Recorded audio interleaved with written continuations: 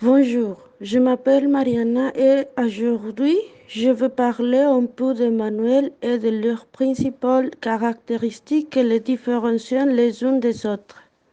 Les manuels relevant de la méthodologie traditionnelle. Le Majeur Blue est un exemple de manuel qui utilise la méthodologie traditionnelle.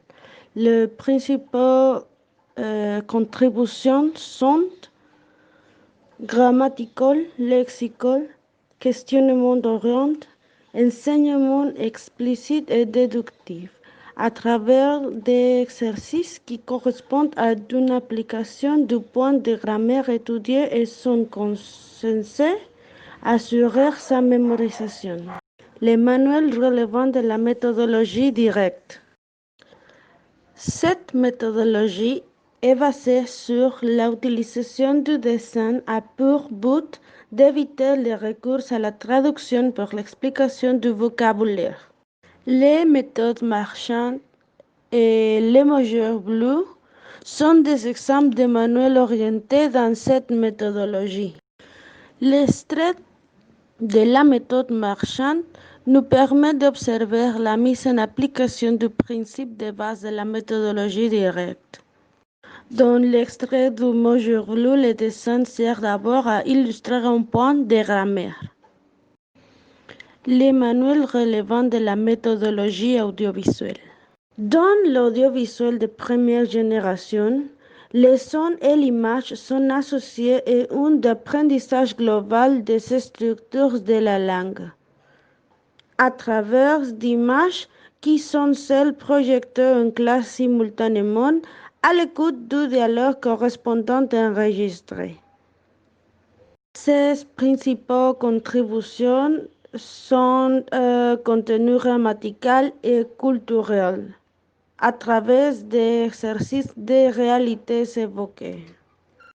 L'exemple de cette première génération s'appelle Voix et images de France, réalisé en 1960.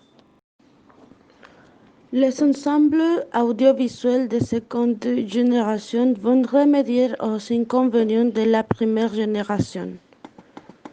Il convient de noter deux manuels dans cette deuxième génération de matériel audiovisuel. Le printemps est de vive voix dans lequel vous verrez la différence dans les graphiques qui est très claire par rapport à Voix et images de la France. Les manuels relevant de l'approche communicative.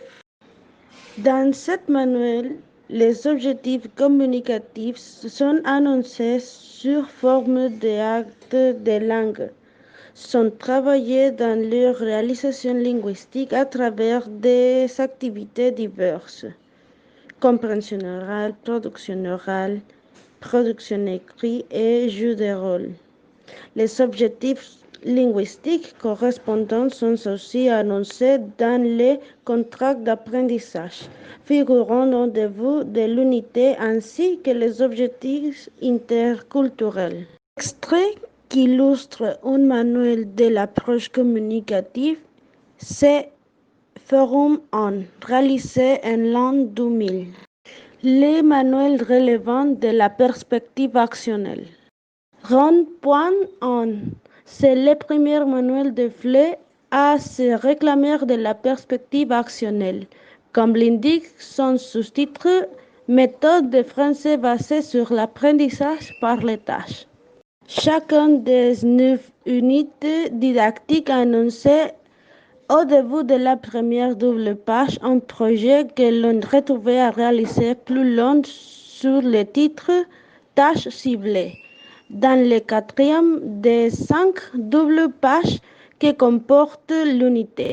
La tâche que les apprenants devront réaliser en travaillant parfois en petits groupes est donnée dans la rubrique Tâches ciblées, qui occupe une double page. Voici à titre un exemple la première de ces deux pages.